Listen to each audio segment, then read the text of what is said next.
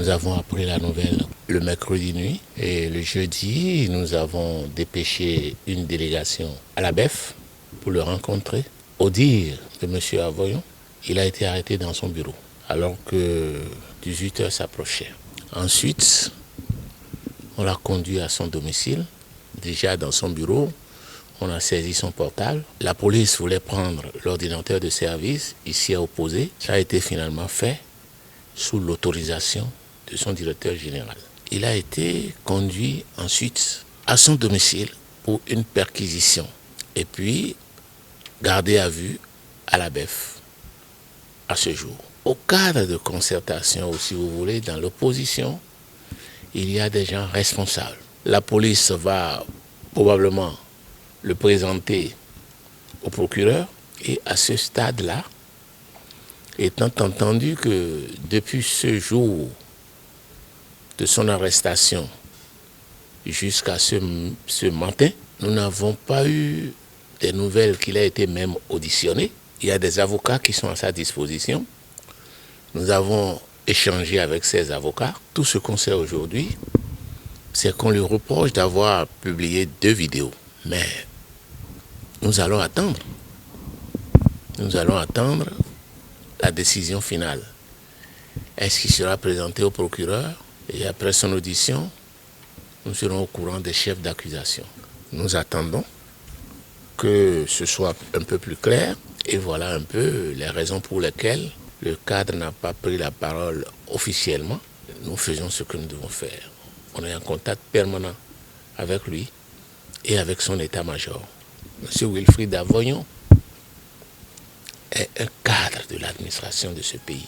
Et cette manière d'humilier les cadres, c'est dommage. La forme qui a été donnée à son arrestation, un cadre de l'administration responsable, qu'on arrête comme ça devant ses collaborateurs de cette manière-là, je ne sais pas ce qui pourrait le justifier.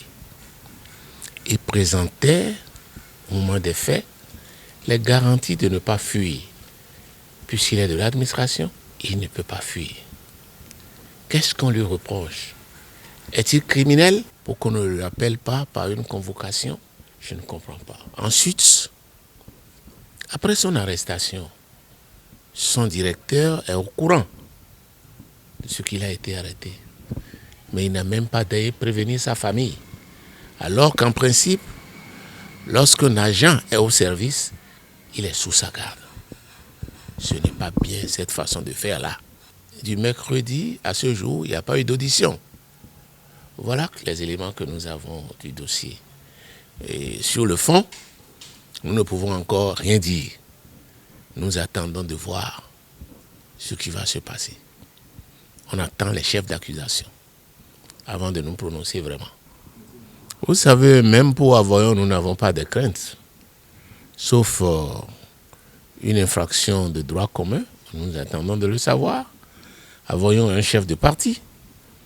Il est autorisé à se prononcer sur l'actualité nationale, à critiquer les actions du gouvernement, tant au regard de l'article 7 de la loi 2018-23 de septembre 2018 portant charte des partis politiques, qu'au regard des articles 4 et 10 de la loi 2019-45